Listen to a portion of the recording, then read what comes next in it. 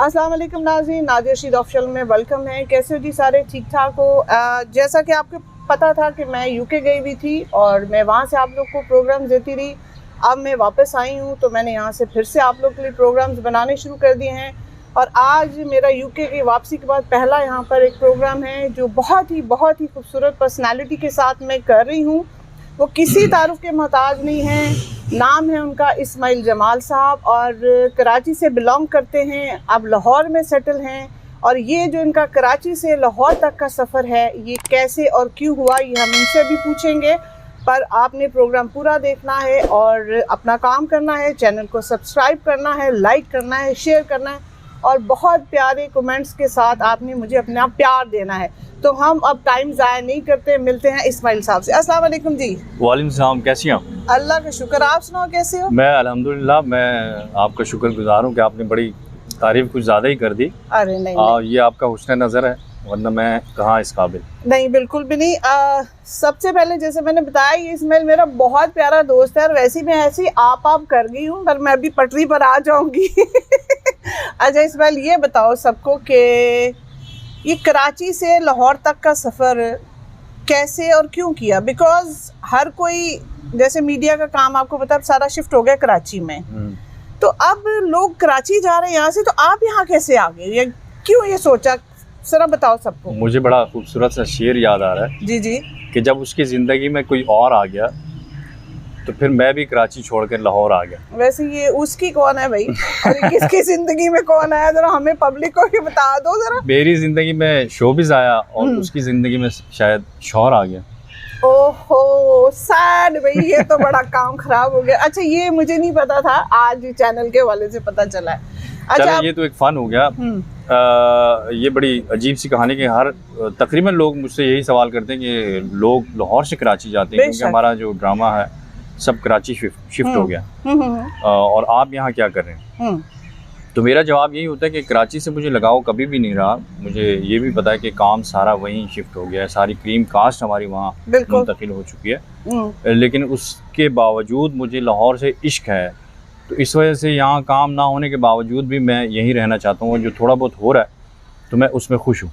यानी कि तुम्हारा और मेरा इश्क एक ही है। एक ही है। मैं इंग्लैंड छोड़कर आ गई लाहौर और आप कराची छोड़कर एक ही रास्ते के मुसाफिर हैं।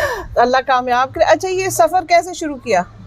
सफ़र मुझे तकरीबन जब होश संभाला तो मुझे एक शौक़ पैदा हुआ और उसकी वजह मैं बाबर अली साहब जो हैं और हुमायूं सईद को, इनको देखकर मुझे शौक़ पैदा हुआ कि मैं भी यही शोबा अख्तियार करूं।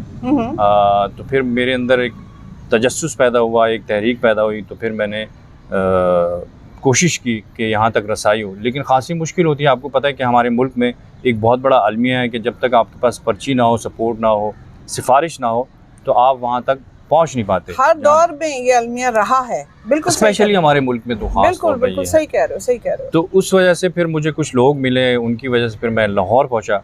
तो फिर वहाँ से मैंने आगाज़ किया असिस्टेंट डायरेक्टर के तौर पर। अच्छा। तो वहाँ से फिर क्योंकि कीड़ा तो मुझ में एक्टिंग का था, लेकिन किसी ने मुझे मशवरा दिया था कि यार आपको इस तरह से कोई चांस नहीं मिलेगा, आप यही करें कि किसी डायरेक्टर को असिस्ट कर लें, ताकि उसमें फिर आपके लिए ना मार्जिन ज़्यादा होगा, स्कोप ज़्यादा होगा, लिंक्स बढ़ेंगे आपके, तो काम मिलना ज़रा आसान हो जाएगा। तो मैंने उनकी बात पे अमल किया। तो आज जो काम मिलने की वजह है तो वो यही है, तो वो चीज़ काम आ रही है। मतलब फ़ायदा हुआ। हाँ फ़ायदा। लेकिन बेसिकली आपको शौक सिर्फ एक्टिंग का था। हाँ, पैशन जो है लाइफ में वो एक्टिंग है। तब भी वही था, अब भी वही है। तो किस तरह के कैरेक्टर्स आपने अभी तक किए हैं और किस तरह के करना चाहते हो? मैंने तकरीबन सभी तरह के कैरेक्टर्स किए हैं। उसमें मुझे जो पसंद है, जो मुझे दिए गए अब तक, ज़्यादा SHO पुलिस के दिए गए, उसमें डॉक्टर्स के ज़्यादा करवाए गए मुझसे। लेकिन मैं समझता हूँ कि मैं नेगेटिव कैरेक्टर ज़्यादा अच्छी तरह कर सकते हो। मतलब वो क्यों लगता है कि आप नेगेटिव अच्छे कर सकते हो? क्या फीलिंग है इसके बारे में, क्यों लग रहा है? वो मुझे ऐसा खुद से फील होता है कि मैं वही कैरेक्टर, नेगेटिव कैरेक्टर जो है बहुत अच्छी तरह कर सकता हूँ। उसमें शायद मार्जिन ज़्यादा होता है और उसमें ठहराव ज़्यादा होता है, आपको स्पेस ज़्यादा मिलती है। बिल्कुल सही, मैं खुद एग्री करती हूँ कि नेगेटिव रोल में ना आपके पास मार्जिन होता है। कि आप जब वो एक लीड का एक वो कर रहे होते हैं ना, तो वो पॉजिटिव, वो आपको पॉजिटिव ही दिखाना पड़ता है। आप अपने किरदार से खेल सकते हैं पूरा टाइम होता है, बोलते चले जाते हैं। डायरेक्शन की है कहीं? हाँ, मैंने एक टेलीफिल्म की थी एज ए डायरेक्टर। अच्छा। और वो तकरीबन 10 साल पहले अच्छा, की थी मैंने। ये सानिया 10 साल पहले हुआ था। ये हादसा पहले हुआ था 10 साल पहले। तो उसके बाद मेरे ख्याल में वो इतनी बुरी बनी कि उसके बाद मुझे किसी ने काम भी नहीं दिया। ओह, ठीक हो गया। तो बाकी इसके अलावा और क्या शुगल है, क्या करते हो आप? इसके मेरा फुल टाइम काम यही है। यही काम? कि हाँ, यही अच्छा। एक्टिंग से ही वाबस्तगी है। ओके। और ये जिद्दोजहद रहती है, स्ट्रगल यही तो रहती है कि मैं किसी तरह उस मकाम पे पहुंच जाऊं जो अल्लाह मैंने करे कामयाब हो। सोचा हम हुआ सभी एक किस्म के सब लोग स्ट्रगल कर रहे हैं और हम चाहते हैं कि इसमें सब कामयाब हो। तो बाकी कभी कॉमेडी रोल किया?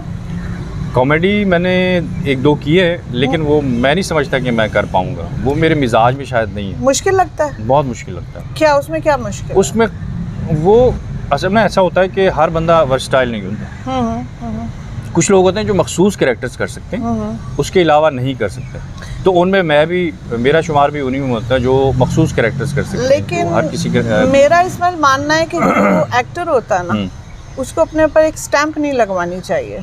उसको हर तरह का, देखो, कोशिश तो करे ना। अब जैसे मैंने भी आज तक मैंने थिएटर किया हुआ है, लेकिन नॉट अ प्योरली कॉमेडी, ठीक है। आप कह सकते हैं जैसे एक डिसेंट सा रोल, अच्छा वाला। But I love to do ना दिस कॉमेडी, कि मुझे कॉमेडी करनी है। क्योंकि इसमें असल जो मैंने देखा है ना, कॉमेडी जो बेस्ड है ना, वो सिर्फ टाइमिंग की है। बिल्कुल। आपकी टाइमिंग पे आप वो फेंकते हो ना जब लाइन को, तो वो फिर पिच पे चली जाती है। बिल्कुल ऐसे नहीं। मैं आपसे ये कहूँगा कि मैं आपकी बात को काट रहा हूँ। वो जैसे ट्रांसजेंडर का आप ले लें, जी जी, तो मैं नहीं समझता कि वो मैं कर सकता हूँ। अच्छा, तो फिर आप एक्टर के भाई, लिए मैं इसके लिए ट्रांसजेंडर जो के काम आपने ढूंढूंगी। बात की कि एक्टर हर कैरेक्टर कर सकता है, तो मैं नहीं समझता कि ऐसा होता है। आपकी बात से मैं इत्तेफाक भी करता हूँ कि एक्टर वही होता है जो हर कैरेक्टर में फिट आ जाए। लेकिन कुछ एक्टर मेरी तरह के होते हैं जो नहीं आपने, मैं इसलिए कह रही हूँ कि प्लीज अपने पे स्टैम्प मत लगवाओ। आप देखो यार, अगर आप इंडिया के भी पकड़ो, नसीरुद्दीन शाह साहब देखो, फिर वो जो है ओमपुरी देखें, इन लोगों ने भी नेगेटिव के अलावा ये जो है ना, मतलब क्रॉस जेंडर के भी कैरेक्टर किए, लड़कियां भी बने, मतलब इस तरह से भी किए। तो ये आपने पहले ही क्यों अपने पे सोच लिया कि मैं नहीं कर सकता? एक और बात भी है। एक तो ये होता है कि आपको ना कोई जैसे डायरेक्टर होता है, हमारे मुल्क में ऐसे बहुत कम डायरेक्टर्स हैं जिन्हें ये सूझबूझ होती है कि यार इससे मैं काम क्या ले सकता हूँ। एग्जैक्टली। वो फिर अंदर से किरदार निकाल नहीं सकते। बिल्कुल सही है। वो स्क्रिप्ट दे देते हैं, आपने जैसा भी कर लिया ना, वो खामोश रहते हैं। पहला दौर जो था ना, पहला दौर ये था कि जब डायरेक्टर ना, वो एक्टर ही वो लाता था, बाकायदा करके भी दिखाते थे, परफॉर्म भी करते थे, और कि मुझे ये चीज़ चाहिए, ऐसे करना है आपने। बेशक। लेकिन अब ऐसा नहीं है। बहुत कम होंगे शाज़ो नाज़िर का दुक्का नाम रह गए जो बाकायदा करके दिखाते हैं कि यार इस तरह करना है, मुझे ये चीज़ चाहिए। माजरत ये होगी कि अब डायरेक्टरों को खुद नहीं आ रहा बेचारों को, सॉरी के साथ जी, माफ़ी के साथ। तो वो, क्योंकि मेरे वाले साहब खुद बहुत बड़े डायरेक्टर थे, और हमने खुद देखा कि वो बाकायदा फीमेल्स को भी करके बता रहे होते थे कि भाई ऐसे करना है, तुमने ऐसे करना है, ऐसे करना है। तो आपने बिल्कुल सही कहा। तो उसमें आपको भी पता चल जाता है ना यार ये क्या चाह रहे हैं मुझसे। बिल्कुल। तो फिर उस तरह की चीज़ वो निकाल भी लेते हैं। क्योंकि डायरेक्टर ही बता सकता है कि अब जैसे मुझे बहुत सारे लोगों ने, आपका जो दौर था वो बड़ा खूबसूरत और बड़ा सुनहरी दौर था। उस दौर से तो हमारी बड़ी खूबसूरत यादें वाबस्ता हैं। उस वक्त तो हमें कोई मिला ही नहीं प्लेटफॉर्म के हम भी कुछ कर सकें। तब छोटे भी हो गए आप यार, तब छोटे भी थे आप। छोटे के अलावा हमारे पास कोई जान पहचान नहीं थी, हमारे पास कोई प्लेटफॉर्म नहीं था जहाँ तक हम पहुँच सकें। तो अब आप मुझे बताएं कि अगर पंजाबी फिल्मों में काम करना चाहते हो? मैं तो चाहता हूँ कि मैं हर तरह की फिल्मों में काम करूँ। हर तरह की नहीं, इंग्लिश फिल्म में। यस, गौर कर ले, हर तरह की। नाजरीन गौर करें, ये लड़का बिगड़ता जा रहा है, इसको हमें लगामें डालनी पड़ेंगी। अच्छा, साथ साथ अगर कोई चांस देना चाहता है तो मैं मेरी खिदमत हाजिर है, मैं सर्विस दे सकता हूं। अपने रिस्क में लीजिएगा, हमारी कोई गारंटी नहीं है। तो हम साथ साथ, मुझे पता है कि मैं वो कैरेक्टर कर सकता हूँ जो आप सोच रहे हैं। ओके।